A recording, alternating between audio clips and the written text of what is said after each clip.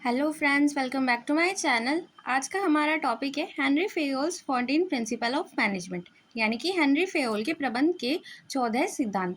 ये टॉपिक काफ़ी इंपॉर्टेंट है और काफ़ी बार क्वेश्चन आते हैं इसके एग्जाम में।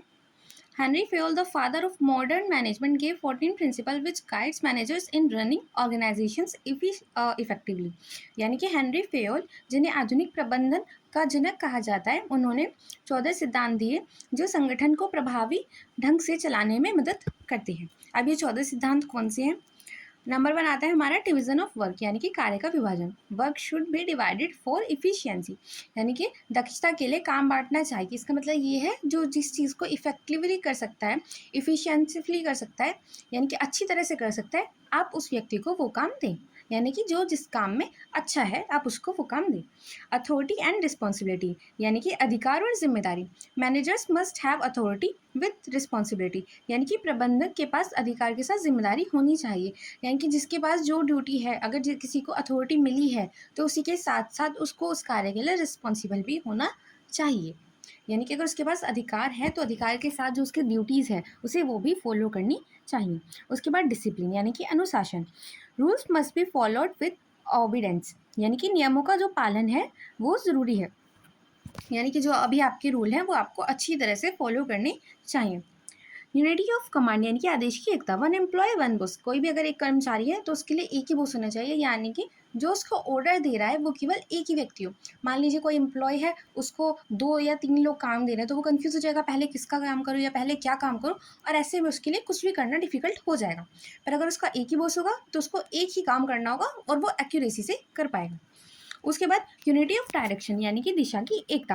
वन प्लान वन हेड, यानी कि एक कार्य हेतु एक ही योजना और एक ही नेता।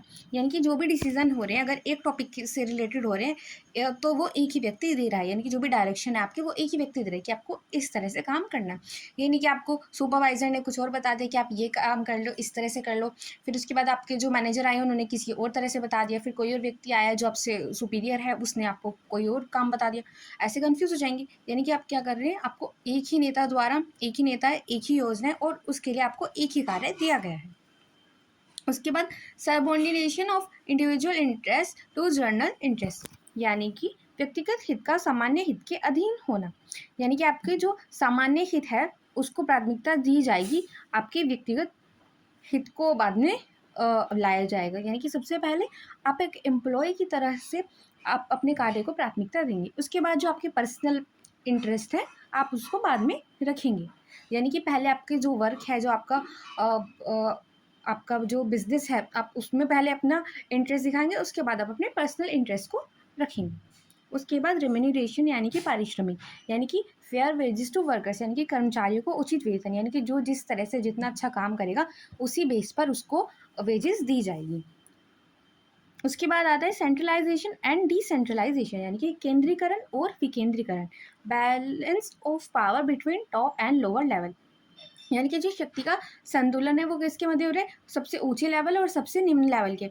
यानी कि जहाँ पे आपको ज़रूरत है, जहाँ पे आपको अगर आपकी छोटी कंपनी है तो वहाँ पे आप क्या करेंगे, सेंट्रलाइजेशन करेंगे, यानी कि केंद्रीकरण, जिससे डिसीजन फटाफट हो पाए। पर अगर आपकी बहुत बड़ी कंपनी है और एक ही व्यक्ति उसको नहीं चला सकता तो ऐसे में आप क्या करते हैं, डिसेंट्रलाइजेशन करते हैं कि अलग अलग डिपार्टमेंट्स में उनको बांट देंगे और उस आधार पर वहाँ पे डिसीजन बेटर लिए जाएंगे।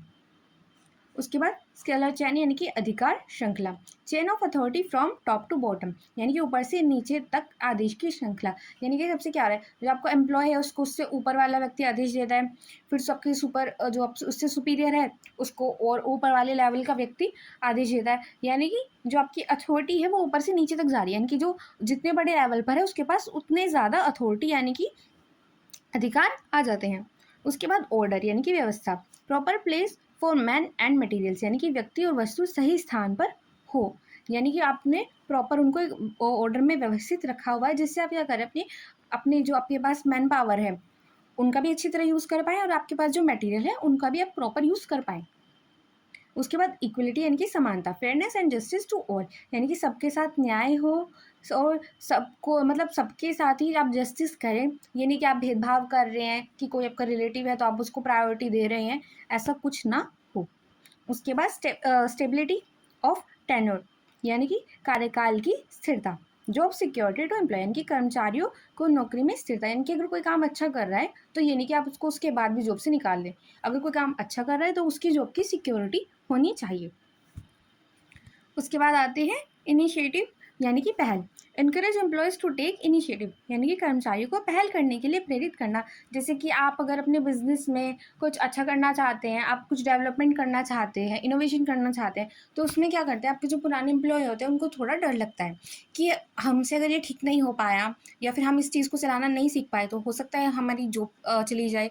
तो इसलिए आप उनको क्या करेंगे, आपको उनको समझाना पड़ेगा। पहले आप उनको थोड़ा ट्रेन करेंगे, उनको मोटिवेट करेंगे कि आप ये चीज़ ट्राई कीजिए, आप ये आपकी हेल्प के लिए ही किए। जैसे मान लीजिए कोई मशीन लाई है तो आप उनको पहले थोड़ा ट्रेन कीजिए, उनको समझाइए कि आप इसको अगर यूज़ करेंगे तो इससे आपका ही बेनिफिट होगा।